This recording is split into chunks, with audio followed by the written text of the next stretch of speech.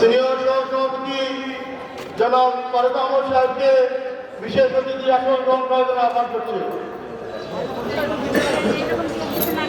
উপস্থিতি বক্তব্য রাখার জন্য আহ্বান করছি বাংলাদেশ জাতীয় ছাত্র দল বিশ্বনাথ উপজেলা শাখার সাবেক ছাত্রনেতা বিচারিক প্রবাসী শাহজাহানকে বক্তব্য রাখার জন্য অনুরোধ করছি সংক্ষিপ্ত বক্তব্য।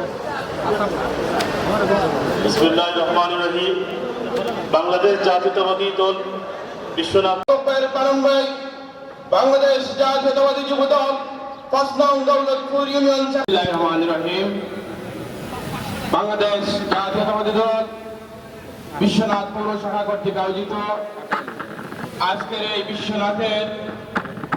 বিশ্বনাথ স্পন্দনগর ইফতার মাহফিলের সাথী বন্ধুগণ, আপনারা জানেন আজ সবাই ঐক্যবদ্ধ হয়ে আমাদের প্রিয় নেত্রীকে বিশ্বনাথ উসমানীনগরের কানের শীষের বিজয়ী করে আমরা আমাদের প্রিয় নেতা এম ইলিয়াস আলীর গুমের জবাব দেব ইনশাআল্লাহ।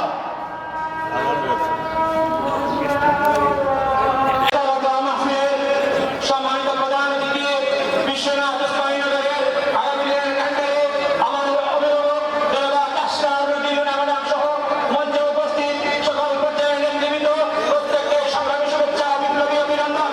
সংগ্রামী উপস্থিতি বক্তব্য দেওয়ার সময় নয়, আমি শুধু বিশ্বনাথ পৌর বিএনপি সহযোগী সংগঠনের থেকে আজকের এই ইফতার মাহফিল পূর্ব সমাবেশের সম্মানিত সভাপতি উপস্থিত আজকের প্রধান অতিথি সিলেটের মাটি ও মানুষের নেতা জনপ্রতিনিধি মিলিয়াদের সুযোগিত সতীমণি তিনবারের প্রধানমন্ত্রী তিনবারের সাবেক প্রধানমন্ত্রী এবং খালেদা রাজনৈতিক উপদেষ্টা জনাব তাসনিয়া রহমান সহ আপনারা জানেন আওয়ামী লীগের শাসন আমলে বাংলাদেশের ইতিহাসে সবচাইতে বেশি দুটি পরিবার নির্যাতিত হয়েছে।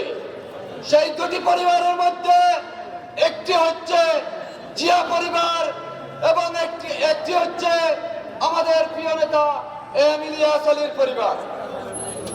প্রিয় উপস্থিতি, আমাদের প্রিয় নেতা জনাব এম ইলিয়াস আলী যখন গুম হয়েছিলেন, ওনার অনুপস্থিতিতে আমাদের বিশ্বনাথ উসমানীনগরের মানুষের কথা চিন্তা করে অসুস্থ অবস্থায় আমাদের নেত্রী জনাবা তাসনিয়া রহমান ম্যাডাম আমাদের হাল ধরেছেন।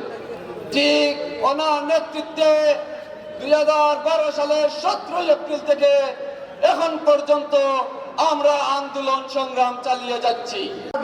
আমাদের নেতা জনাব এম ইলিয়াস আলী যেন আমাদের মধ্যে ফিরে আসেন। সবাইকে ধন্যবাদ জানিয়ে আমার বক্তব্য এখানে শেষ করছি। খোদা হাফেজ। বাংলাদেশ জিন্দাবাদ। সবাই নিজ স্থানে বসে আমরা ধৈর্য সহকারে করবেন।